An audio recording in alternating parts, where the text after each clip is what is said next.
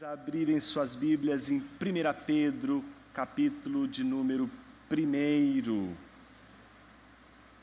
Leremos os 3 versículos que abrem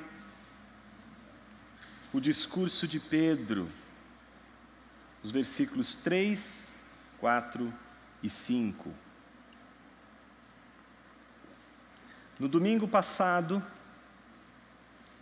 nós abrimos a série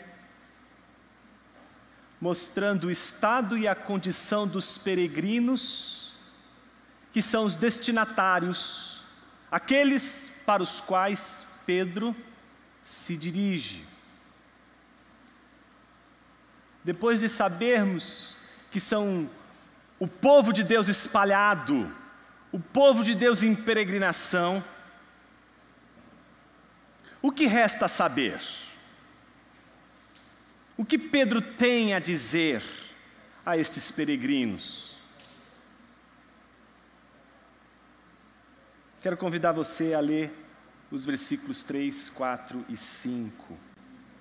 Diz assim a palavra de Deus: Bendito seja o Deus e Pai de nosso Senhor Jesus Cristo, que nos regenerou para uma viva esperança, segundo sua grande misericórdia, pela ressurreição de Jesus Cristo dentre os mortos, para uma herança que não perece, não se contamina, nem se altera, reservada nos céus para vós, que sois protegidos pelo poder de Deus mediante a fé, para a salvação, preparada para se revelar no último tempo. Oremos. Senhor Deus, fale conosco através de Tua palavra, que sejamos alimentados por ela e a nossa esperança no Cordeiro seja renovada. Que ao término dessa exposição, a única coisa que nos importe seja o tesouro, a herança, a salvação que o Senhor nos prometeu. Que seja nosso guia, que seja o nosso farol em dias de tormenta. Assim oramos, em Cristo Jesus, Teu Filho. Amém. O que não tenho e desejo é o que melhor me enriquece. O que não tenho e desejo é o que melhor me enriquece. São os 2 primeiros versos que abrem um poema de Manuel Bandeira chamado Testamento. O que é um testamento? O testamento é aquela carta, aquele documento que a gente escreve deixando para aqueles que nós julgamos serem dignos do nosso amor, as nossas posses, os nossos bens, e inclusive deixando ali os nossos votos e deixando ali várias coisas que julgamos ser importantes de serem ditas e legadas àqueles que são os herdeiros. Por que começar um testamento dizendo: o que não tenho e desejo é o que melhor me enriquece? Porque talvez o que a gente tem e não deseja não nos enriquece como julgaríamos que deveria nos enriquecer. A pergunta desta manhã é uma só. Não é o que te enriquece, porque não é isso que o Bandeira está dizendo. O que ele está perguntando é: o que melhor me enriquece? Pergunta desta manhã para peregrinos que sabem o seu fim, que numa caminhada estão apavorados, porque descobrem que diante das tribulações podem perder seus entes queridos, podem morrer. Então se perguntam: o que melhor nos enriquece? Será que o que te enriquece são os seus bens? Alguém poderia dizer que sim, eu tenho dinheiro, então sou rico. Mas a pergunta não é se você é rico e se o dinheiro te enriquece. A pergunta é: o dinheiro é o que melhor te enriquece? O que melhor nos enriquece? São nossas posses? O que você tem? O que você possui? É isso que te enriquece? Seu currículo? Sua formação? É isso que enriquece você e torna você valioso, valiosa? O que te torna enriquecido são seus grandes feitos, o que você fez no passado, o que você realizou. O que te enriquece é pertencer à família que você pertence? O que te enriquece? A gente poderia listar uma enorme quantidade de coisas que nos enriquecem. Mas a grande pergunta não é o que nos enriquece, mas o que melhor nos enriquece. Há pessoas que investem tudo na sua vida para terem mais e mais. Elas acham que serão mais ricas quanto mais coisas tiverem, quanto mais posses tiverem, quanto mais coisas tiverem, quanto mais amigos tiverem, quanto mais pessoas tiverem, quanto mais tiver, mais rico será.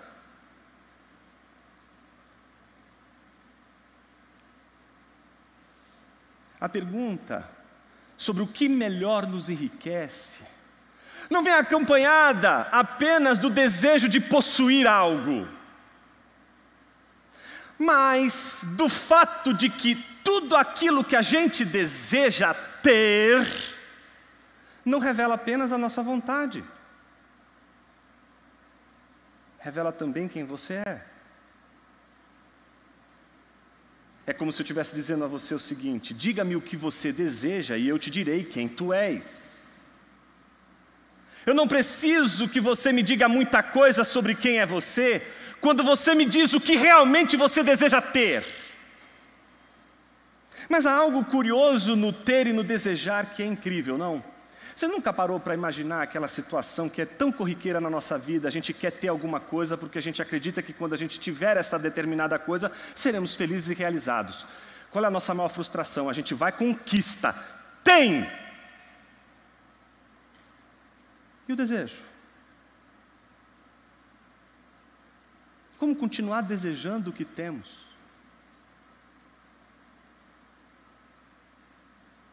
É o que temos e desejamos o que melhor nos enriquece? Ou será que é o que não temos e desejamos é que é o melhor que nos enriquece? Nossos desejos, eles revelam a inclinação do nosso coração de uma tal maneira que as riquezas estão onde o nosso coração está. Jesus nos disse isso, não? Se você quer saber o que realmente vale a pena na sua vida, é o seu coração que vai dizer e não a sua boca. Você pode dizer que deseja o céu, mas se o seu coração deseja a terra, seu coração vai inclinar-se junto com o seu corpo, os membros do seu corpo e tudo o que você é, para aquilo que o coração inclinou e não para aquilo que sua boca falou. Nossa boca pode dizer muitas coisas, nossa língua pode expressar desejos mil, mas é o coração que inclina tudo o que somos para aquilo que realmente desejamos. Onde está o nosso coração, diz o nosso Senhor, estará também o nosso tesouro. O que te enriquece?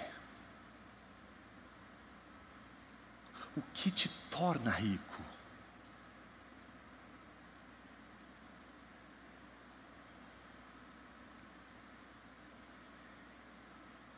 Há um contexto em que Pedro precisa falar para uma igreja sofrida, para uma igreja triste por conta das tribulações, talvez cansada por conta das perseguições, e que diante das últimas circunstâncias começou a pensar inclusive sobre a morte. O que dizer para uma pessoa que está morrendo? Você nunca parou para imaginar como a gente pensa em nossas riquezas e em quem nós somos ao mesmo tempo, quando nós descobrimos que estamos prestes a morrer? É interessante como, perto da morte, a gente sempre se faz perguntas que são fundamentais, essenciais, últimas. E estar perto da morte sequer tem a ver com o fato de você estar mais velho e prestes a morrer. Você pode estar prestes a morrer tanto porque recebeu uma notícia desagradável de um médico que diz que você tem poucos dias, como você pode ser uma pessoa que tem uma saúde extremamente forte, mas que de repente você descobre que uma pessoa próxima de você veio a falecer. E a morte então está próxima de você mais do que nunca, e te faz perceber que existem coisas na vida que não são tão importantes assim, mas que você deseja como se fossem as coisas mais importantes. A morte tem um poder de quebrar nossa ingenuidade com relação ao que temos e o que somos, de uma tal maneira que ela quebra aquela continuidade que a gente fantasiosamente estabelece entre o ter e o ser, como se ter as coisas que nós temos determina quem nós somos e representa exatamente aquilo que o nosso coração busca. Pessoas podem buscar aquilo que mais o coração deseja nas coisas em que menos o coração se inclina. Podemos e lidamos com circunstâncias assim, porque diante da possibilidade de cruzar o rio, e além da margem do rio vislumbrarmos o fim de um trajeto, o fim de uma peregrinação, nos perguntarmos: do que valeu a pena essa peregrinação? Por que vale a pena viver debaixo de tanta tribulação? Por que vale a pena continuar nesta jornada? Por que vale a pena continuar numa peregrinação em que o sofrimento parece ser diário e não há esperança de nenhum sossego, de nenhum júbilo, de nenhum gozo, de nada que possa significar alento? E se eu dissesse para você que Pedro está se dirigindo talvez para uma comunidade de cristãos que estão acostumados a entender a morte de um jeito diferente? Eles não são o povo de Deus, mas se tornaram o povo de Deus porque passaram a crer em Jesus Cristo, e regenerados agora enxergam o mundo de uma maneira diferente. O mundo ganha uma nova proporção, e antes, quando eles se sentiam tão próprios do mundo, quando eles se sentiam uma continuidade do mundo, como se eles e o mundo fossem uma coisa só, eles se descobrem rompidos do mundo, separados do mundo, alheios ao mundo, não pertencem mais ao mundo que antes achavam que era o seu próprio mundo, o seu próprio lugar, o seu próprio convívio, mas não, agora eles se sentem distantes dentro de sua própria casa, sentem-se estranhos no próprio ninho, sentem-se estranhos diante dos seus próprios amigos, familiares. Além de se sentirem estranhos no mundo, porque o mundo não representa mais o que eles pensam ser a coisa mais importante da vida, porque o mundo para eles representa uma busca por uma felicidade que não encontra repouso nunca, que não encontra paz nunca. Sempre protelamos a nossa felicidade pelas coisas que vamos possuir, como se as coisas que queremos possuir fossem como uma espécie de cenoura amarrada atrás de nós, com um bastão para que a gente, vendo aquela cenoura, a gente possa caminhar, como se não pudéssemos caminhar sem essa cenourinha, sem essa coisa na nossa frente que diz assim: olha, aqui tem uma promessa de felicidade, quando você tiver isso você vai ser feliz, se você casar você vai ser feliz, se você tiver um filho você vai ser feliz, se você tiver um aumento no seu trabalho, no seu salário você vai ser mais feliz, se você encontrar uma igreja melhor você vai ser mais feliz, se você encontrar um grupo de pessoas melhor do que esse grupo que você está vivendo, você vai ser feliz. Cada vez mais as cenourinhas vão aparecendo na sua frente como promessas de felicidade, dizendo para você o seguinte: você que está sofrendo, como aquela igreja que estava sofrendo, dá para passar esse sofrimento e encontrar paz. Então por isso somos tentados a, no meio da tribulação, no meio das provações, buscar na cenourinha aquilo que enriquece, mas não aquilo que melhor nos enriquece. Para dizer tudo isso para essa igreja, e para lidar com uma igreja que está com medo da morte, uma igreja que está com medo de atravessar o rio, uma igreja que, quando olha o rio revolto diante dela, ela tem medo de atravessar, porque embora ela observe do outro lado da margem pessoas ali na expectativa, esperando por ela, ela tem que passar por um rio revolto, onde pessoas morrem, onde pessoas perdem suas vidas, e ela olha para todo aquele contexto, e é a última vez, é a última passagem, é agora ou nunca, e ela tem que tomar uma grande decisão. O que Pedro disse para essa igreja? Pedro começa dizendo exatamente o seguinte, versículo 3: bendito seja o Deus e Pai de nosso Senhor Jesus Cristo. Era para agora você ficar escandalizado, porque em geral, quando as pessoas estão passando por tribulação, estão se batendo com medo de afogar, não é? Você vai, estende a mão e diz assim: vem, eu vou te ajudar. E Pedro olha para essa igreja e diz assim: bendito seja Deus e Pai de nosso Senhor Jesus Cristo.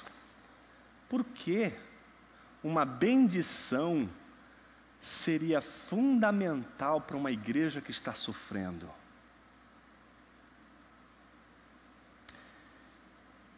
Meus irmãos, eu acho que boa parte da nossa trajetória cristã é uma luta com a nossa memória. A gente esquece de Deus o tempo todo. A gente esquece do que Deus está fazendo. A gente esquece de que não há nada que aconteça nesse mundo que Ele não esteja ali governando poderosamente todas as coisas. A gente esquece que Ele é sábio. A gente esquece que a sua inteligência é inalcançável, que os seus pensamentos são tantos, que são como as areias do mar. Contaríamos os seus grãos infinitamente. Jamais chegaria ao fim. Esquecemos da sabedoria divina, esquecemos ao mesmo tempo da sua misericórdia, do seu amor e da sua compaixão. Esquecemos desse ser grandioso, desse ser que criou todas as coisas, deste Deus de aliança, deste Deus que não quebra os seus pactos, deste Deus que, quando faz uma aliança, jamais será quebrada. Esquecemos de Deus na hora da tempestade, esquecemos de Deus na hora das dúvidas, esquecemos de Deus na hora em que os sofrimentos eles fazem bater o nosso coração mais rápido do que deveria. Esquecemos de Deus, perdemos de vista o que melhor nos enriquece.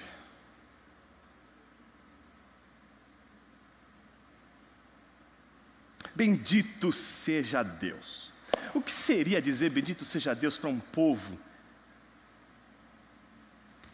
como eram os cristãos gentios que foram convertidos e estão aqui ouvindo a palavra de Pedro? Se você diz assim hoje, em qualquer lugar nesse planeta, em especial na nossa cidade, eu creio em Deus, qual é a grande pergunta que você tem que fazer logo em seguida? Que Deus? Que Deus? É interessante como a bênção ou a bendição, que é tão comum no Antigo Testamento, algo que é típico do texto bíblico do Antigo Testamento, e que aqueles que são povo de Deus, pensando ali no Israel, aquele povo que cresce nos mandamentos de Deus, conhecendo a Torá, para eles estão acostumados em começar tudo com as bendições. Mas eles agora estão ouvindo Pedro se dirigir a eles, como os demais patriarcas se dirigiam a todos os judeus ao longo da história, com as bendições a Deus, tratando-os agora como povo de Deus, não tratando-os como prosélitos de uma religião, não tratando como cristãos de segunda classe, mas integrando todos eles no povo de Deus. Vocês são povo de Deus. E isso começa em primeiro lugar com a definição de quem é o Deus para quem Pedro está anunciando tudo o que ele vai anunciar. Precisa ficar claro para essa igreja que o Deus que é digno de ser bendito é o Pai de nosso Senhor Jesus Cristo. Sim, Pedro está falando daquele Deus da aliança. Sim, Pedro está falando do Deus do pacto. Sim, Pedro está falando do Deus de Abraão. Pedro está falando do Deus de Moisés. Pedro está falando do Deus de Israel. Pedro está falando agora do Deus que é Pai de Jesus Cristo e que é o mesmo Deus de Abraão, Isaque e Jacó. Não somente isso, Ele não é o Pai de toda a humanidade meramente, como as nossas orações, que não se reduzem apenas às orações de cristãos, mas de inúmeros religiosos na face da terra podem se dirigir a Deus como Pai. Várias outras religiões podem se dirigir a Deus como Pai, simplesmente por conta da figura paterna. Outra coisa muito diferente é você compreender a Trindade. Outra coisa muito diferente é você entender que Pedro está anunciando aqui o Deus que é Pai de Jesus Cristo. E não é só Jesus, é Jesus o Cristo. Cristo é o anúncio da identidade de Jesus como o Messias, como aquele que foi prometido por Deus ao povo. E quando Deus faz uma promessa, Deus cumpre a sua promessa. Jesus é o sinal de que Deus é confiável. A reputação do Deus Pai está exatamente na obra do Deus Filho. É Jesus Cristo a razão pela qual nem eu, nem você poderia esquecer de Deus em nenhum momento.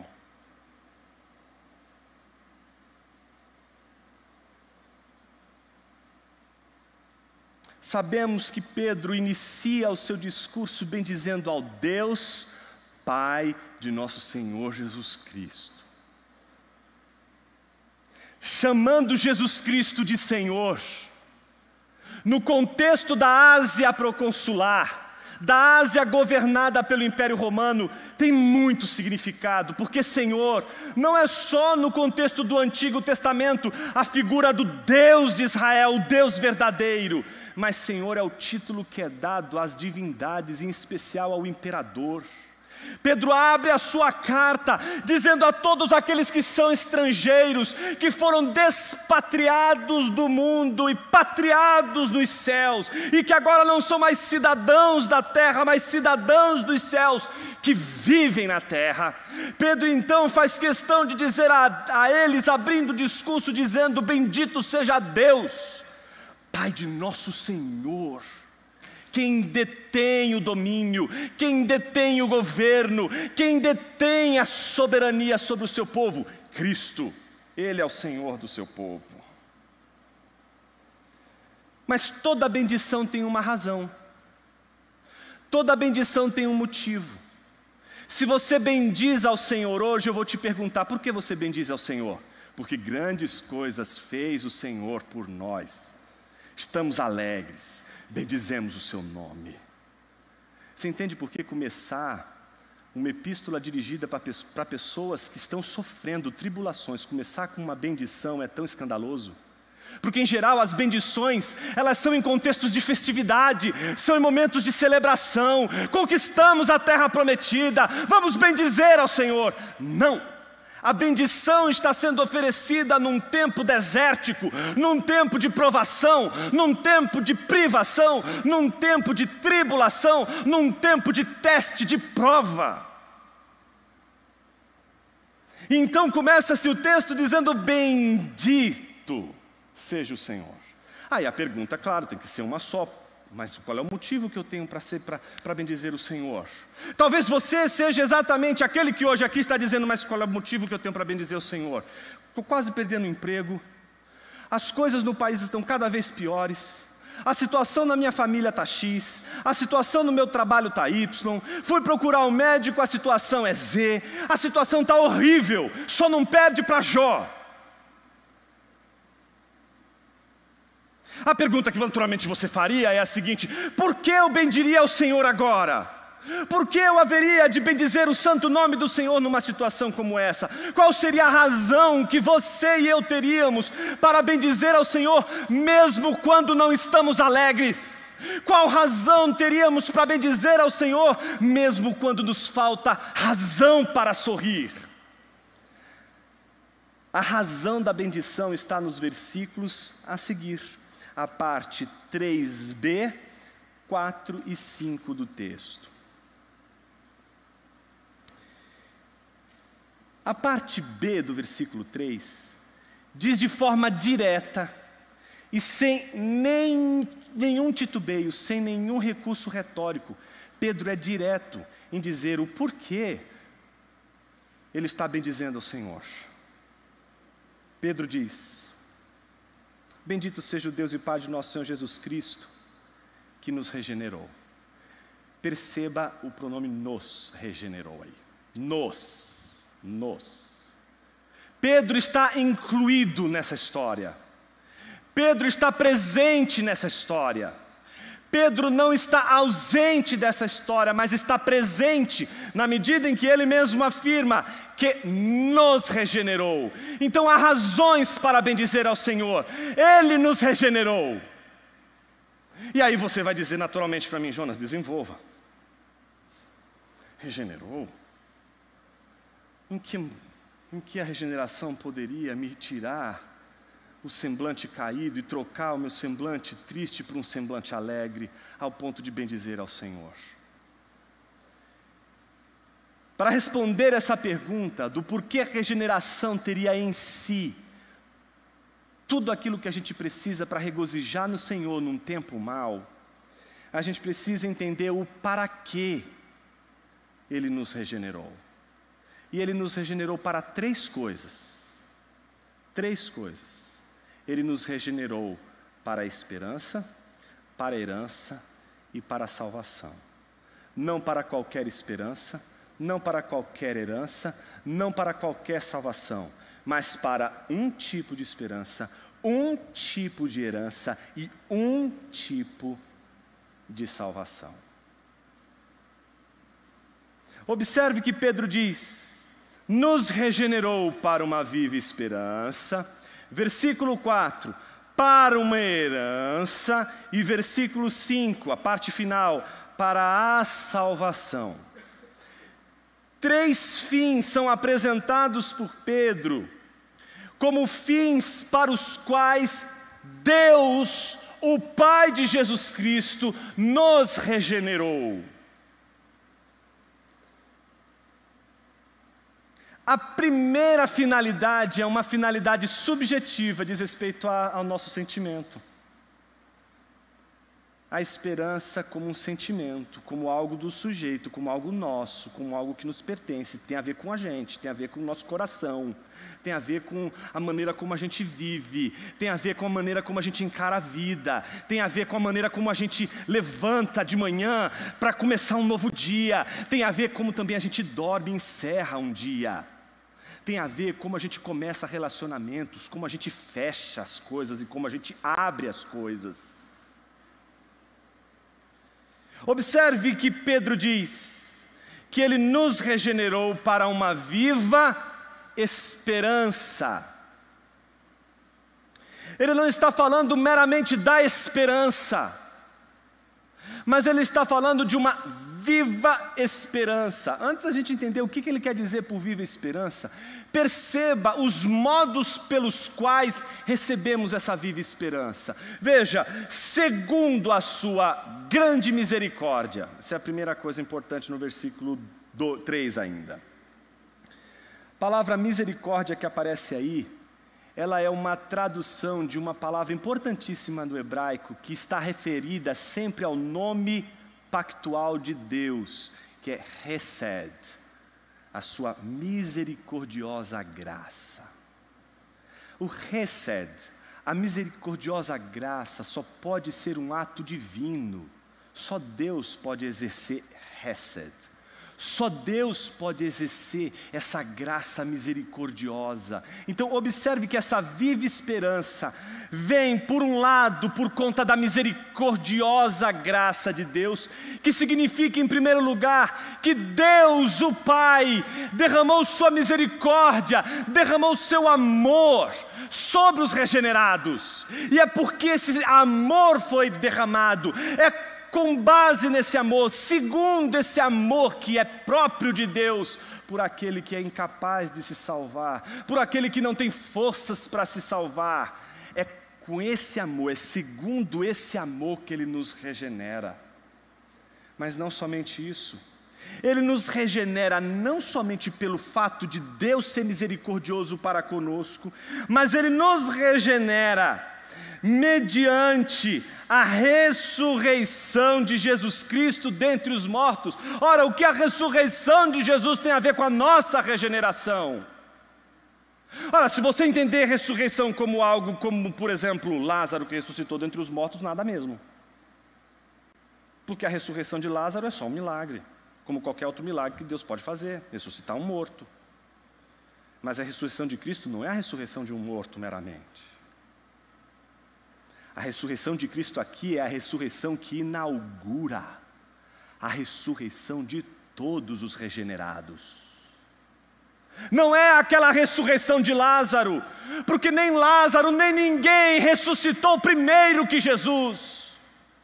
Da mesma forma que Jesus, e com a mesma natureza da ressurreição de Jesus, que é não somente demonstrar pela ressurreição de Jesus, que a esperança que depositamos em Deus não pode morrer.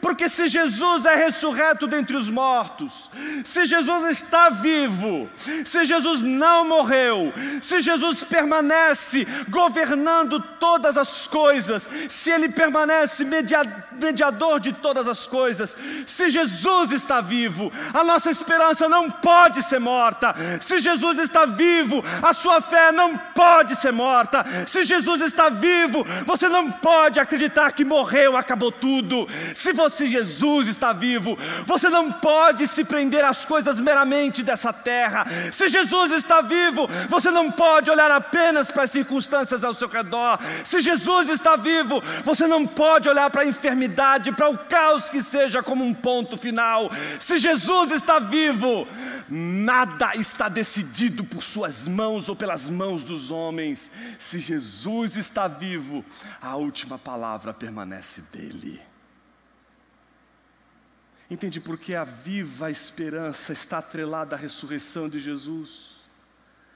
Porque todas as vezes que você esquece do seu tesouro, todas as vezes que você esquece do Senhor, você é como um discípulo no caminho de Emaús. Ele morreu e nós achávamos que Ele nos daria uma vida melhor. Nós achávamos que as promessas de Deus estavam se cumprindo agora. Quando a gente esquece que Jesus está vivo, a nossa esperança morre. Ela tem que morrer porque ela um dia foi viva. Pedro não está falando aqui para incrédulos. Pedro está falando para alguém que um dia creu que Jesus ressuscitou dentre os mortos e teve, portanto, foi atravessado por essa viva esperança, mas que esquecendo de todas as coisas, perdeu vigor, perdeu vivacidade, perdeu vida.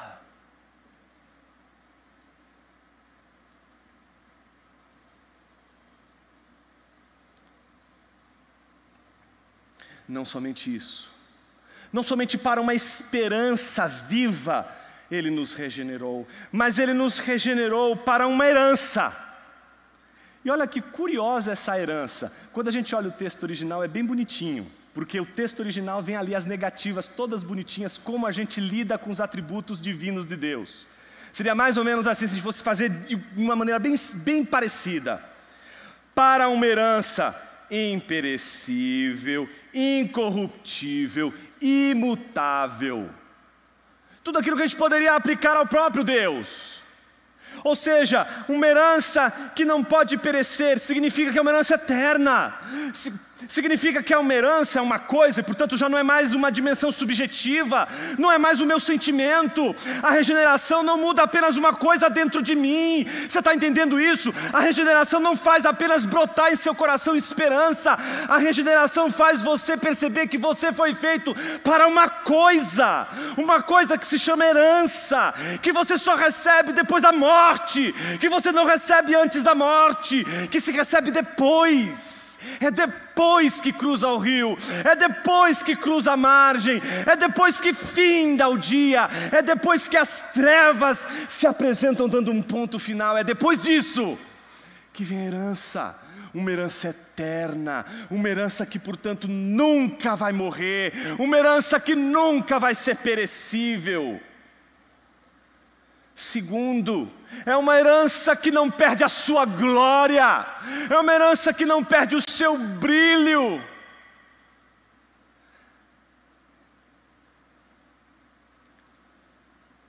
A gente acredita que as coisas elas vão nos fazer felizes. O problema é que elas têm uma glória, mas uma glória que dura um instante. Uma viagem que você faz, um carro que você compra, alguém que você conhece, um livro que você leu, um filme que você assistiu, uma coisa que você acreditando com toda a sua força que possuindo seria tão feliz, possui glória, mas essa glória ela é corruptível. Porque o carro envelhece, o carro quebra, as pessoas podem roubar um carro, as pessoas que a gente ama podem morrer. As coisas que a gente acredita que são tão dignas e tão boas e que nos dão tanto prazer e alegria, elas conhecem a corrupção do tempo. Mas a herança para aqueles que foram regenerados segundo a graça e pela ressurreição de Jesus, estão diante de uma herança que jamais perderá a sua glória, jamais perderá o seu brilho. Quer perder o desejo por algo que você deseja tanto? Basta tê-lo, não é isso? Pronto, acabei de ter, não desejo mais aquilo que eu agora tenho. Imagine o que é você estar diante de algo que agora você tem, mas a glória permanece, a glória não se esvai porque agora você tem, ela permanece, ela não se vai.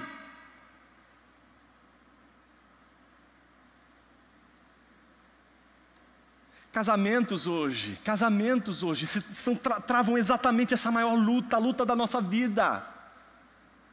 Porque às vezes a gente pensa exatamente isso, que todas as coisas que acontecem em nossa volta precisam ter a glória, e a gente descobre que as coisas não têm a glória, que elas vão se perdendo. Por isso que, vez ou outra, parece sempre o casal dizendo, puxa vida, acabou o amor, acabou a glória. Está na hora de encontrar a glória, mas na mesma pessoa, tá? É preciso encontrar aquela glória perdida de novo, na mesma pessoa. E por isso que o casamento se assemelha muito às bodas do Cordeiro. Porque essa glória que não pode faltar no rosto do cônjuge, é a glória que não falta na herança daqueles para os quais Deus, o Pai de nosso Senhor Jesus Cristo, regenerou segundo a sua graça e misericórdia. pela ressurreição de Jesus Cristo, que está vivo. Não somente incorruptível, mas imutável. Ela não pode hoje valer e amanhã não valer nada, né? Como as coisas que a gente compra, né? Basta você comprar e sair da loja, já não vale mais aquilo que você pagou. Essa herança não sofre variação de valor, não sofre variação de status. Ela nunca perde o seu valor. E o que é mais curioso, observe que depois de caracterizar a herança desta forma, Pedro diz que esta herança está reservada nos céus para vós. Não imagina você com os olhos brilhando diante dessa herança, né? Aí Pedro diz assim, mas não é agora não. A pergunta que você deveria fazer é, por que você fez isso? Parece aquela gente que mostra o pirulito para a criança e diz assim, lá, e esconde depois.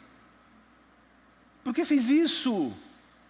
Por que anunciou as coisas antes? Por que disse para a gente que estava reservado tudo isso? A pergunta é, por que Deus fez isso? Porque Ele sabe que você precisa disso. Porque Ele sabe que as coisas da terra, elas não te saciarão. Ele sabe que tudo aquilo que você está buscando aqui não vai te satisfazer. Você é um coração inquieto, um coração faminto. Você é um coração infinitamente faminto, e nada do que você devora aqui vai te satisfazer. Então Ele promete a você que um dia essa sensação de vazio, que faz você duvidar das boas coisas que Deus te dá para você desfrutar no pouco de glória que elas possuem neste mundo, sem esperar delas aquilo que só a herança futura nos dará. Então, ela é reservada no céu. Mas que coisa bonita o que Pedro faz agora, não? Veja o que Pedro diz, reservada nos céus para vós. Percebeu a diferença? Ele agora não tá incluído.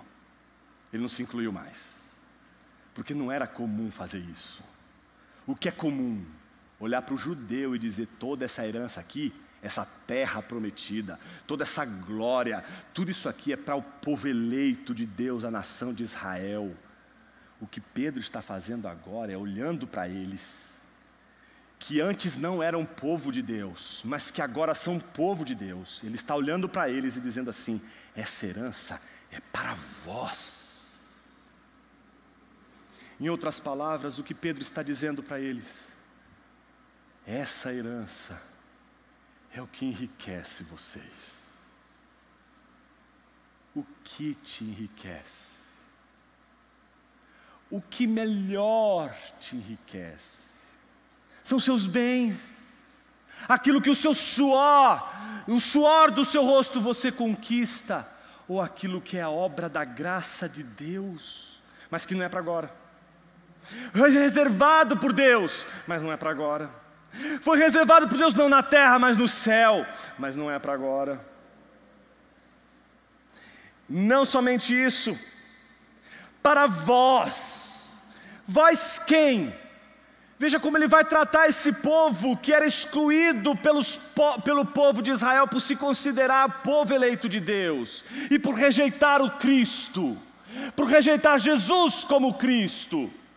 Veja como ele vai dizer, para vós, veja exatamente o que ele diz, que sois protegidos pelo poder de Deus mediante a fé. Para vós, que agora sois protegidos, ou seja, Deus está agora protegendo vocês. Vocês fazem parte do povo de Deus, vocês são povo de Deus, e vocês, portanto, estão sob a proteção divina.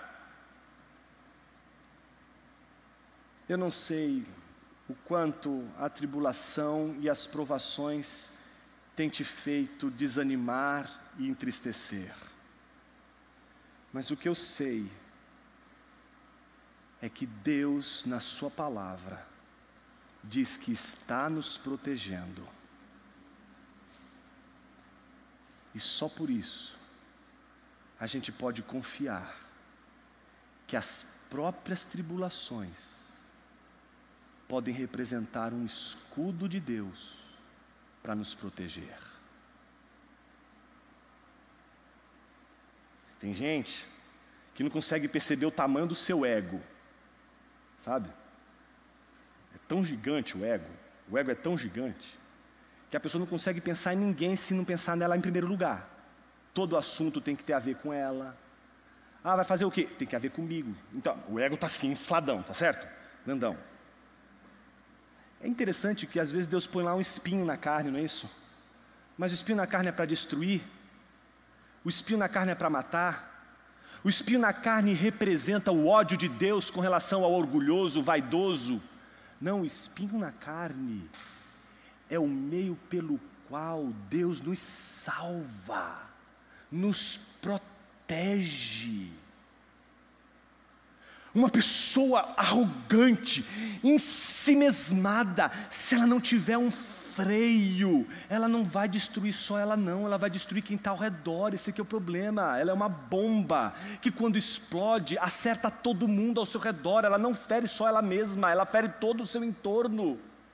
Se o apóstolo dos gentios, se Paulo precisou do espinho sagrado do Senhor, mesmo que fosse enviado por um mensageiro de Satanás para o esbofetear e humilhar, por que cargas d'água não poderíamos contar com as próprias tribulações como meio de Deus, inclusive nos proteger deste mundo, proteger o nosso coração das coisas deste mundo, para que o nosso coração não se apegue tanto a esse mundo tão legal que Deus nos deu.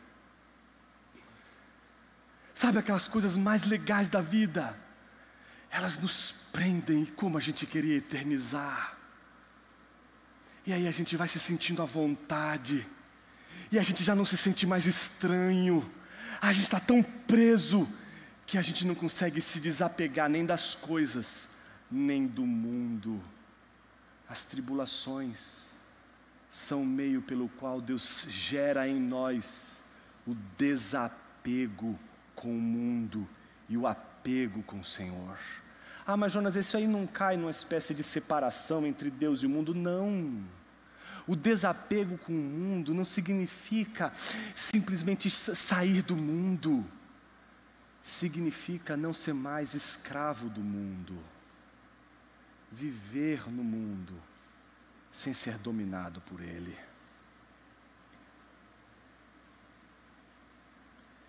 Isso é uma dinâmica que apresenta, por um lado, a proteção do poder de Deus em relação ao povo, mas exige, isso é objetivo, certo? É o ato de Deus proteger o povo, mas mediante o que? A fé desse povo.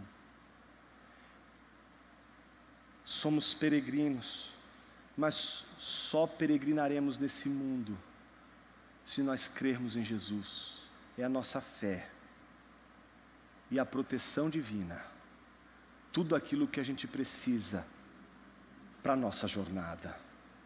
Por fim, Ele nos regenerou para uma salvação preparada para se revelar no último tempo. Alguém poderia dizer assim, mas Jonas, a gente já não está salvo? Eles já não estavam salvos? A salvação, ela tem uma dimensão atual e tem uma dimensão processual. Ela tem várias categorias que a gente precisa lembrar aqui. Então, quando você diz, Deus me salvou, e a gente fala isso às vezes, Deus me salvou na minha juventude. Claro que você pode dizer isso, sem sombra de dúvida, porque foi lá que Ele te regenerou, foi lá naquele momento que você teve a conversão, e a conversão é um ato, ele é o início de tudo, ele não é um processo, Ele te justificou, Ele já realizou a obra, ok. Ele não está falando disso. Pedro não está falando disso. Pedro está falando de todo o processo da salvação que só termina com a glorificação, que só termina com o nosso corpo ressurreto, que só termina quando a gente põe a mão na herança, quando a gente descobre que a herança é o próprio Deus, que um céu sem Deus não pode ser céu, um céu sem Cristo não pode ser céu, um céu sem o nosso Senhor não pode ser o céu. Então não apenas temos uma dimensão subjetiva da regeneração, que é o sentimento da esperança que tem que ser viva. Não somente temos uma dimensão objetiva, que é a coisa, a herança gloriosa de Deus, mas nós temos um processo, estamos numa jornada, não estamos com as coisas prontas, estamos com coisas que aconteceram, com coisas que estão acontecendo e com coisas que acontecerão. E os nossos olhos não podem ficar somente nas coisas que aconteceram, não podem ficar apenas nas coisas que acontecem, mas os nossos olhos têm que ser postos nas coisas que acontecerão. E aí você precisa confiar ou no técnico de estatística, ou você precisa confiar nos prognósticos daqueles que estão mexendo com o mercado financeiro, ou você confia na história que Deus nos anunciou como promessa. Ele nos fez uma promessa. Se um político te faz uma promessa hoje, se você pudesse, você ficaria com os 2 pés para trás, certo? Porque você não confia. Porque a reputação dos políticos está em xeque, sim. Mas por que você está colocando os pés, ou um pezinho atrás, quando se trata da promessa da herança de Deus e da salvação de Deus que há de se concluir no final de tudo?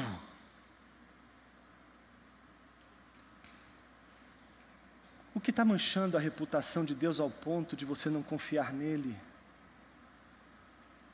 Depois de Jesus, o que Deus precisa fazer para provar para você que Ele exerceu graça, misericórdia e amor sobre você?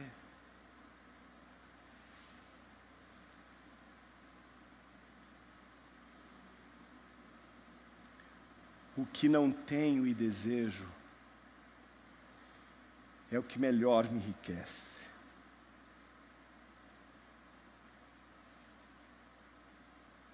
O que te enriquece é a esperança viva, depositada no Senhor. O que te enriquece é a herança que foi reservada por Deus nos céus. O que te enriquece é uma salvação que ainda não se concluiu. Nenhuma das 3 coisas para as quais Deus nos regenerou, elas estão completas.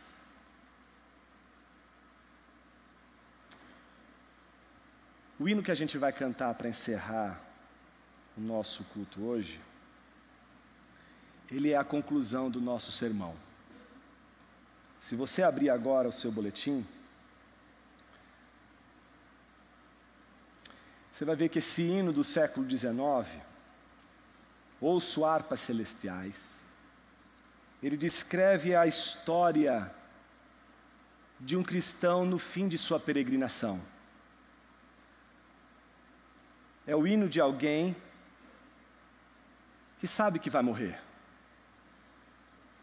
E a pergunta é: diante da morte, diante do assombro da morte, diante da reivindicação que a morte faz, de que você não pode viver a vida irresponsável, de que você não pode simplesmente dizer, deixa a vida me levar, a vida leva eu, de que você precisa ser responsável, de que você precisa saber que cada segundo, cada minuto faz diferença, seja com a sua esposa, seja com o seu esposo, seja com o seu filho, seja com o seu pai, seja com a sua filha, seja com a sua mãe, seja com o seu irmão, seja com sua irmã, seja com quem quer que seja. Cada minuto, cada segundo que a gente vive não pode ser vivido de forma irresponsável. E só aqueles que são atravessados pela pergunta da morte param para pensar e dizem, espera aí, Senhor, eu não posso viver do jeito que eu estou vivendo. Eu não posso viver achando que eu sou eterno. Eu não posso planejar para o futuro. Não é? Um sítio maravilhoso para abrigar nesse sítio meus filhos brincando ali daqui a 50 anos, porque nem eles já serão mais crianças. O tempo passa. A peregrinação, ela dura um instante, mas o deleite, ou não, é eterno. Então, diante de alguém que recebe a notícia de que vai morrer, esse alguém então diz: ouço um canto celestial entoado além do rio. O que nos enriquece é esse cântico. Será que você vai voltar? Será que você vai viver? Será que você vai atravessar? Será que você vai ficar no meio do caminho? A personagem desse hino diz: ouço um canto celestial entoado além do rio, das suas margens me aproximo. Estou chegando no fim da jornada. Eu ouço as harpas celestiais. É a voz dos que já cruzaram. Esses que já cruzaram, o que eles estão cantando? Não poderiam cantar outra coisa, senão a vitória do Cordeiro. A vitória daquele que, ressuscitando dentre os mortos, garantiu que tudo aquilo que o Pai nos prometeu vai acontecer. Então é a voz dos que já cruzaram, a voz daqueles que passaram pelo rio, a voz dos mártires, a voz daqueles que passaram por tribulações, a voz daqueles que morreram por amor a Jesus, a voz daqueles que, mesmo diante das situações mais difíceis, perseveraram no Senhor até o fim. São essas as vozes. Eles cantam, eles rejubilam ao Cordeiro que venceu. Mas o grande desafio é você, que um dia vai passar pelas águas. Você que um dia vai cruzar a última fronteira. Você que um dia vai passar pelo último estágio. Você que vai cruzar a margem do rio. É o último momento, é o último instante. Seja firme em tua fé. Porque você pode ser firme no início da jornada, mas o céu é só para quem é firme no início, como no fim. Então, para a gente, não interessa aquela história do tipo: o importa é terminar bem. Não, importa para a gente começar bem e terminar bem. Começar crendo e terminar crendo. Você pode no meio do caminho perder. Você pode no meio do caminho enfraquecer. Você pode no meio do caminho ter dúvidas. Você pode no meio do caminho ter incertezas. Você pode ser atravessado por uma insegurança infernal no meio do caminho. Mas no começo e no fim dessa jornada, somente a fé poderá levá-lo para além do rio. O Cordeiro será teu guia, não importa a maré. Será que a gente pode cantar isso hoje? De que aquilo que não temos ainda é o que nos melhor enriquece, porque é também aquilo que nós desejamos. Vamos ficar em pé.